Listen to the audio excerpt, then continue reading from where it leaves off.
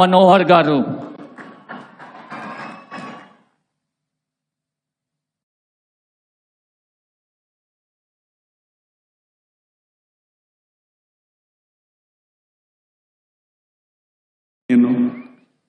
నాదెండ్ల మనోహర్ నేను శాసనం ద్వారా నిర్మితమైన భారత రాజ్యాంగం పట్ల నిజమైన విశ్వాసం విధేయత చూపుతానని, భారతదేశ సార్వభౌమాధికారాన్ని సమగ్రతను కాపాడుతానని, ఆంధ్రప్రదేశ్ రాష్ట్ర మంత్రిగా నా కర్తవ్యాలను శ్రద్ధతో అంతఃకరణ శుద్ధితో నిర్వహిస్తానని, భయం కానీ పక్షపాతం కానీ రాగద్వేషాలు కానీ లేకుండా రాజ్యాంగాన్ని శాసనాలను అనుసరించి ప్రజలందరికీ న్యాయం చేకూరుస్తానని దైవ సాక్షిగా ప్రమాణం చేస్తున్నాను.